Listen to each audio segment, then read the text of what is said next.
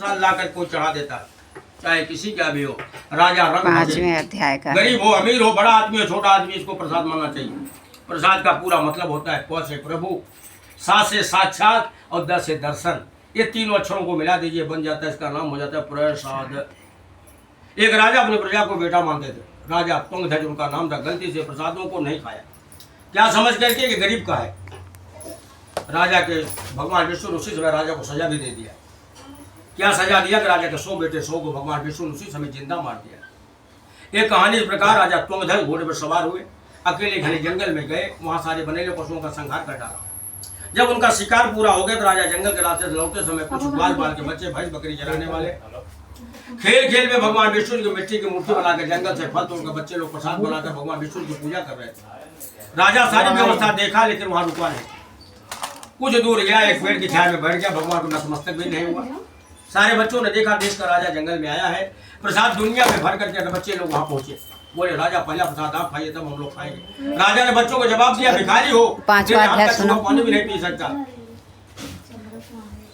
बच्चे बोल नहीं पाए, निराश होकर जंगल में आ गए। आधे घंटे के अंतराल के अंदर राज्य के सारे सिपाही राजा को समाचार सुनाने आए जंगल में। राजा बहुत बड़ा दुखद समाचार ये है कि आपके राज्य में पूरा प्रलय हो गया। 100 बच्चे खेलते खेलते आपस में मर गए, एक जिंदा नहीं है। जब राजा इन समाचारों को सुना, इतना ज्ञानी चतुर राजा समझ गया कि मैंने अपराध बहुत बड़ा कर बैठा। 100 बेटे का बाप आज वंशीहीन हो जाना। राजा के मन में आया कि बच्चों का प्रसाद जो विष्णु भगवान का मैंने नहीं खाया, सजा विष्णु भगवान ने दिया। ये ज्ञान आते राजा घोड़े पर सवार होकर उसी जंगल में वापस गया। पहले सबसे बच्चों को ढूंढा, सारे बच्चे जब एकत्र हो गए तो अपने पास से राजा पूजा की सारी सामग्रियां मंगवा दिया। उसी मध्य जंगल में विशाल भगवान सत्यनारायण के राजा तुंगध्वज ने पूजा पहले करवाया। जब राजा पूजा करवाने के बाद उन्हीं बच्चों से मांग करके प्रसाद खाया, पंचामृत पिया, शुद्ध जल पीने के बाद बच्चों से हाथ जोड़ करके मांगा, आज मेरे घर में 100 बेटे हैं, 100 बेटों के लिए 100 पुड़िया प्रसाद भी देते। बच्चों लोगों ने पुड़िया बना बना करके 100 पुड़िया प्रसाद राजा तुंगध्वज को दे दिया। राजा उन प्रसादों को लेकर के उसी जंगल के रास्ते से निकल कर राज के निकट आए। जो ही अंदर गेट में घुसने लगे, जो समाचार राजा को मिला था बच्चे मर गए, वही बच्चे लाइन से खड़े होकर राजा को प्रणाम कर रहे।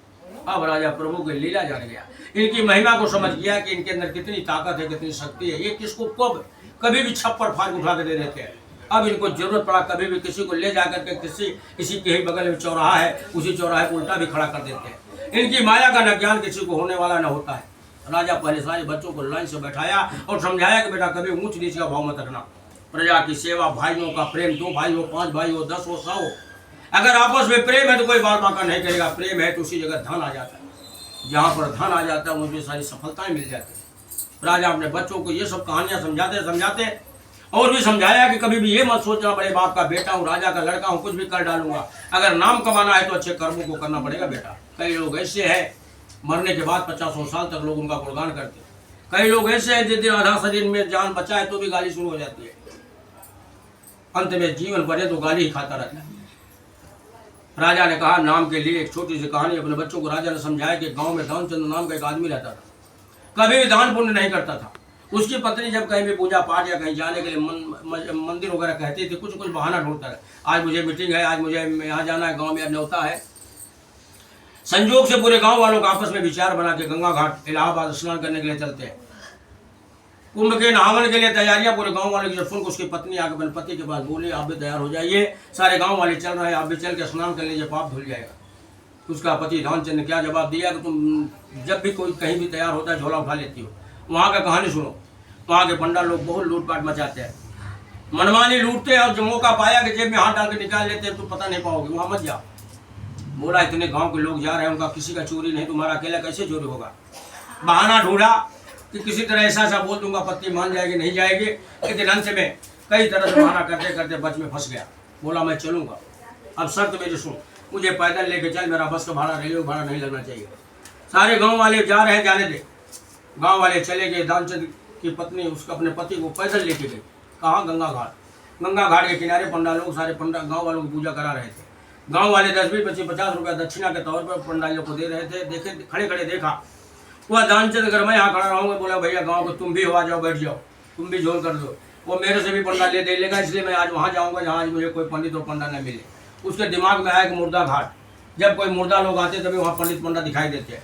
मैं आज तब तक ये लोग गाँव वालों को पूजा करा रहा है पंडा था, तो मैं उस मुर्दा घाट से घूम के आता हूँ। वो उस घाट से निकल के मुर्दा घाट पहुंचा। भगवान विष्णु जी पहले से वहां पंडा के भेष में जाकर बैठ गए। पंडा के भेष वहां बैठे हुए थे। देख करके बोला, पंडा जी धूप में क्यों अकेले जल रहे हो? वो घाट में जाओ तो आपको भी शाम तक बोहनी हो जाएगा, नहीं तो कुछ मिलने वाला नहीं है। बोले बेटा मैं यहाँ महीने में एक बार आता हूँ। पंडा के भेष में भगवान विष्णु ने कहा महीने में एक बार आता हूँ, जो आदमी पहली बार आता है उसी से लेता हूँ, लेने के बाद उसी का खर्चा पूरे महीने का निकाल देता हूँ। वो बोला मेरे चक्कर में पड़ना पंडा, मैंने 1 रुपया देने वाला हूँ ना, मेरे पास है। भगवान थे, बोले बेटा मुझे कुछ नहीं, एक कौड़ी अगर देता था तेरा भला हो जाए। दानचंद बोला देखो महाराज, अगर कौड़ी की बात है तो कौड़ी लेने के लिए आपको मेरे गाँव आना पड़ेगा, वो भी मेरे 2 शर्तें मानना पड़ेगा। पहला शर्त ये रहेगा कि मेरा गाँव यहाँ से 100 किलोमीटर दूर है, आपको 100 किलोमीटर पैदल आना पड़ेगा पंडा, गाड़ी सवारी कर मत लेना। और दूसरी शर्त रहेगा कि 9 के बाद मत आना। 9 के बाद मेरा इतना बड़ा बिजनेस है कि मैं कहीं रुकता नहीं, भागता रहता हूँ, घर पर रहता ही नहीं। भगवान दे बोले जाओ। गांव वालों के साथ में दानचंद मेरे घर आ गया। भगवान विष्णु जी दूसरे दिन पंडा के भेष में उसके दरवाजे के पास 9 में 5 बाकी तक खड़े हो गए। दरवाजा ठोंक दिया, उसकी पत्नी दरवाजा खोल के बोली महाराज कैसे? बोले दानचंद जी है। बोले सो रहे हैं। बोले तो बोले मैं रहता नहीं घर पे। बोले आदमी इतना झूठ बोलता महाराज, हम पागल हो गए, परेशान हो गए हो, आप पहले बताइए क्यों आए? बोले बेटी कल गंगा घाट आए थे। बोले मैं भी तो आई थी। बोले वो मेरे घाट आए थे और मेरे घाट पे आने के बाद मुझसे कर्जा ले लिया उधार, और बोले मेरे गांव में आकर के ले जाना, और 100 किलोमीटर पैदल दौड़ाया हुआ आदमी, मैं पैदल ही आ रहा हूँ। बोले महाराज मेरा घर गंगा घाट 1 किलोमीटर दूरी पे है, अब फोकट में कहाँ 100 किलोमीटर दौड़े? बोले ये बात है, जाकर अपने आदमी से पूछो। अंदर गई, अपने आदमी को जगा के बोली तुम किससे कर्जा लिए थे? एक उस पंडा को हैरान भी किया, उनका कर्जा भी ले लिया, वो भाग करके दरवाजे खड़ा है। बोला गर्म मत हो, खाली एक बात जाकर उस पंडा को बोल देना कि मेरा तबीयत ठीक नहीं, बुखार बहुत तेज है, और मैं दूसरे दिन कभी आओगे तो मैं 1 कौड़ी बजा 2 कौड़ी दे दूँगा, यही बोल देगा। पत्नी अंदर से बाहर आई। बोले पंडा जी बुखार बहुत तेज है, उठ नहीं पा रहा है, पूरा चाबी ताला उन्हीं घाट में है। भगवान दे बोले कोई बात नहीं बेटी, जब वो आदमी को बुखार इतना तेज है, उठ नहीं पा रहा है, एक मेरे को दे दो कुर्सी, मैं यहीं बैठ जाता हूँ, दरवाजे में तब तक बैठा रहूँगा जब तक उस आदमी को बुखार नहीं ठीक होगा, और अपना कौड़ी लेकर ही जाऊँगा। भगवान उसी पंडा के भेष में कौड़ी वहीं दरवाजे बैठ गए। उसकी पत्नी अंदर जाके बोली तुम ही चालाक बनते, तुमसे चला तो पंडा निकल गया। बोला वो अब जाने वाला नहीं है। बोला उसका बाप जाएगा। मेरा लाश बहाना जाकर उसको पंडा को बोल दे, सीधा बोल दे कि मैं खत्म हो गया, मर गया, तुम रोने लगना। वो मरने वाले घर के कोई पंडा भिखारी को रुकता नहीं, जल्दी भेज दिया। उसकी पत्नी आकर रोने लगी, महाराज वो तो खत्म हो गए। भगवान दे बोले कोई बात नहीं बेटी, खत्म हो गया ना वो आदमी, तो वो एक काम करता हूँ, पूरे गाँव वालों को मैं आवाज़ दे के बुलाता हूँ और इसका आदमी का अंतिम संस्कार मैं करूँगा।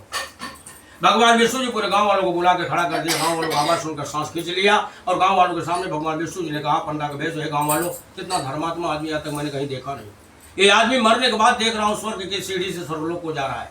वारे दानचंद वारे दानी। इतने में गाँव में एक आदमी ने कहा महाराज ये तो आप गलत बोल रहे, आदमी कभी जाता है स्वर्गलोक, क्या करने के बाद जाता है? बोले जो आदमी दान पुण्य करता है, पूजा पाठ करता है, धार्मिक कार्यों में मन लगाता है, भगवान के प्रति श्रद्धा भाव रखता है, मरने के बाद, मरना तो सबको है, मरने के बाद वही आदमी 4 दरवाजा यमराज का है, उसी दरवाजे में घुसता है, उसी बोलते हैं यमलोक, और नहीं तो नरक तो ही है सब जगह। महाराज आपको क्या मालूम है इसके विषय में? बोले कल गंगा घाट आया था, लाखों रुपया लुटाया, कल कई स्कूल कॉलेज इसने बनवाया, इसका नाम है दानचंद। इसके मरने के बाद मैं भी पैदल ही आ रहा हूँ भैया मैं इससे मिलने के लिए। बोले महाराज आप किसी दूसरे गांव में घुस गए, कोई दूसरे आदमी, कोई दूसरे गांव का आदमी दानचंद मरा होगा जो इतना सब किया होगा। ये आदमी 1 रुपये में 3 ठंडे हमेशा बजाया, अपने परिवार के लिए 1 रुपया खर्चा करने में 40 बार सोचा है, कैसे मानूं?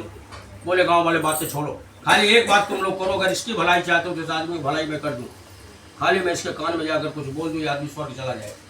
गाँव वालों ने कहा महाराज आप मरते मरते इसका भला कर दो। अब भगवान विष्णु जी पंडा के भेष से दानचंद के पास चले गए, उसके कान के पास खड़े होकर बोला भैया दानचंद आ गया समय, आँख खोल दे। एक बार नहीं दूसरी बार बोला, आँख खोल दिया।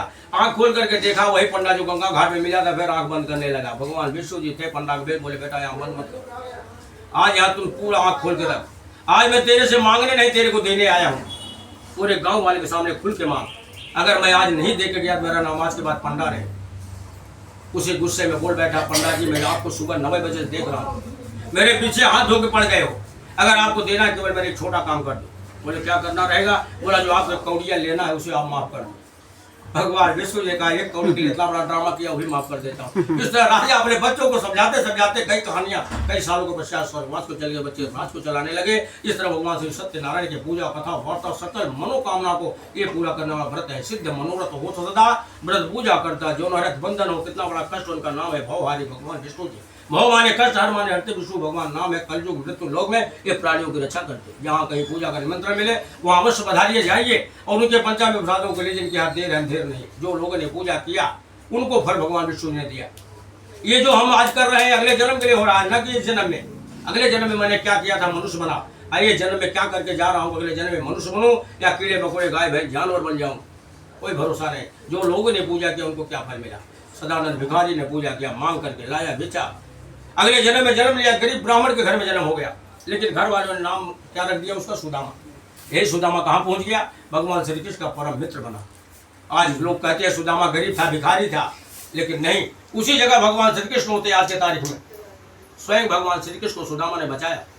ये भी कहानी बता देता हूँ। एक बुढ़िया भिक्षा मांग रही, सारी भिक्षा मांगते मांगते थक गई, कोई भिक्षा नहीं दिया। शाम के समय गांव में गली में एक आदमी खाने के लिए चना दिया बुढ़िया को। वो चना लेकर बुढ़िया अपने कुटिया में आई।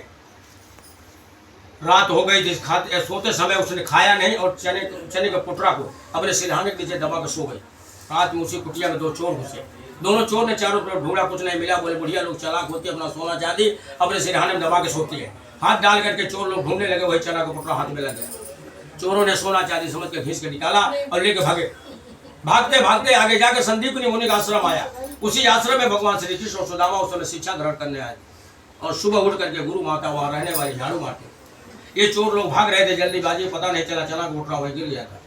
गुरु माता ने झाड़ू मारते जाते चना का पुटरा देखा, उठाया और सुदामा को आवाज देकर बोलाई, सुदामा आज ये चना मिला है जंग कुटिया में, लेके जाना तुम और तुम्हारा जो है कृष्णा बांट के खा लेना।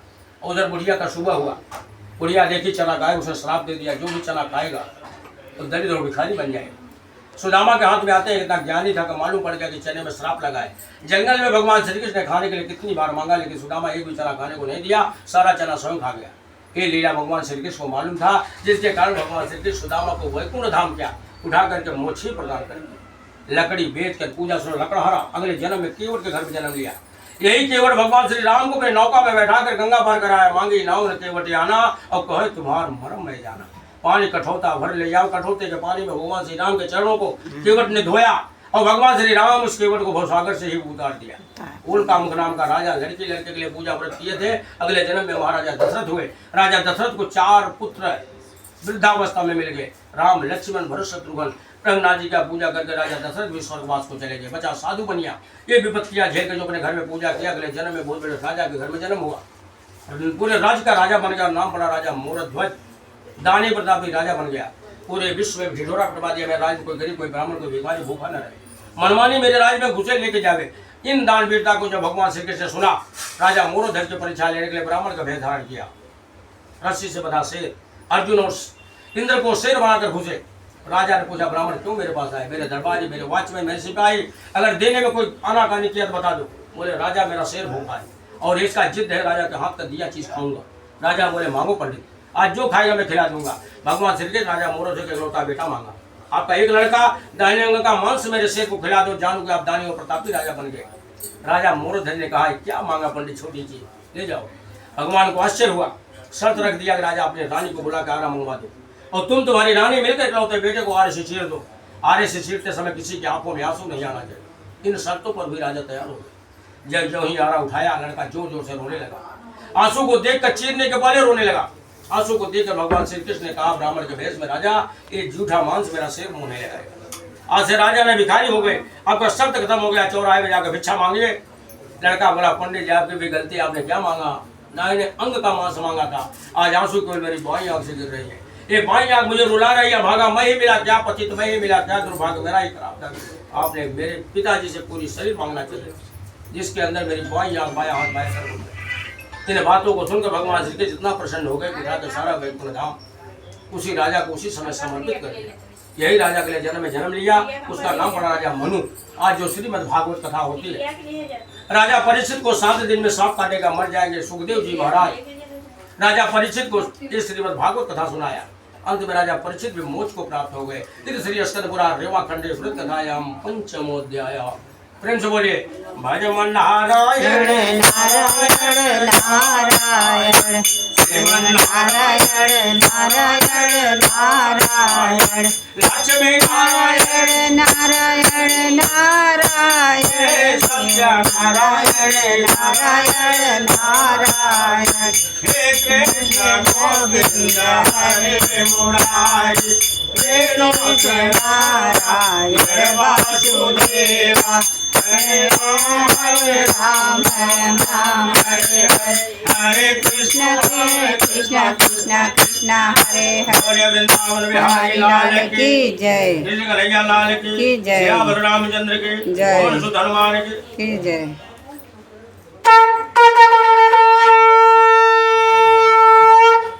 तकलीफ उठने बैठने में अगर है तो 5 मिनट में रेस्ट देकर अपना हवन चालू होगा जैसा कहिए चालू कर दो बढ़ सकते ये थाली इधर कर लीजिए ये थाली ये वाला थाली ये बेटा